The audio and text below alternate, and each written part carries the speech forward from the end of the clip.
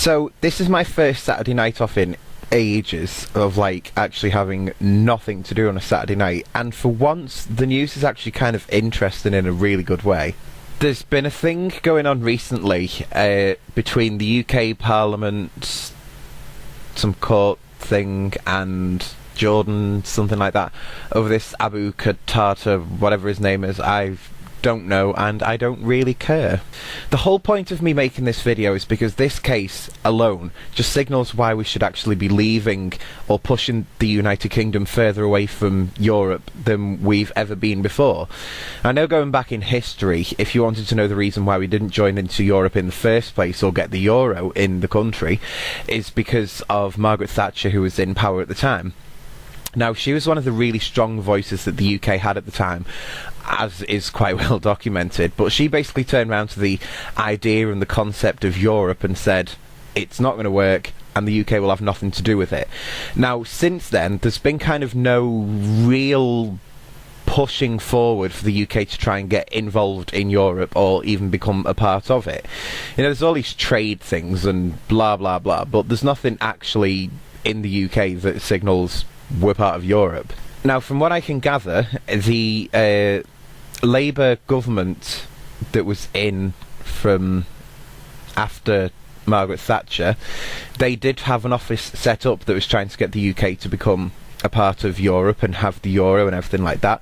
And one of the first things that this coalition did was actually to shut that office down, because they were saying, we're not going to become a part of Europe, it's not going to work.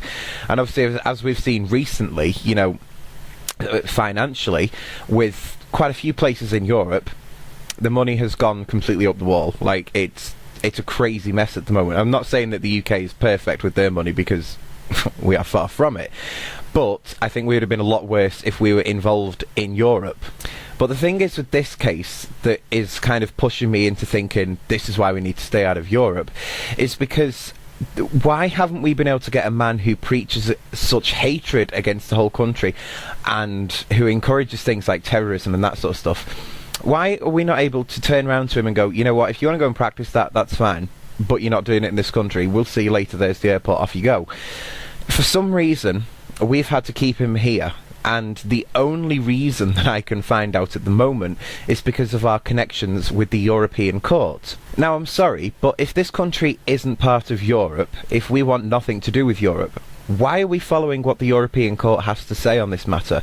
I mean, we are the United Kingdom. We are a collection of, like, islands and countries shoved together anyway, you know? We should have our own court system for the United Kingdom that says what can happen in the United Kingdom.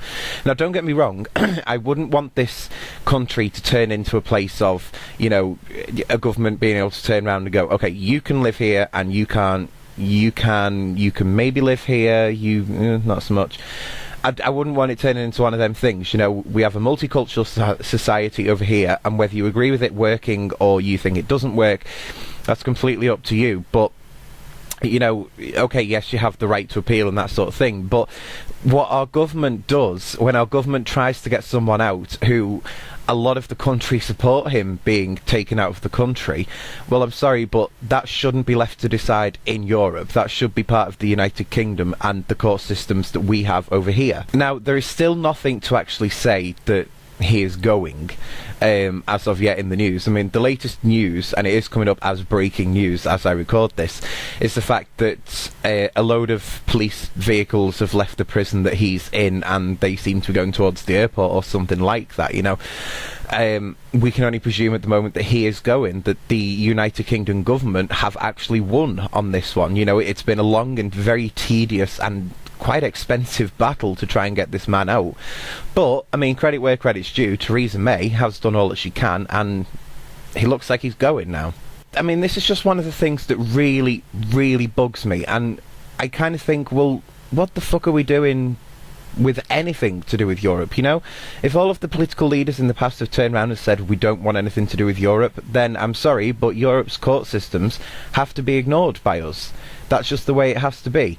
You know, I mean, I don't agree with all of the laws that get passed in other countries, but the UK government doesn't turn around and say, actually, well, no, you can't do that because this is what our court system has said.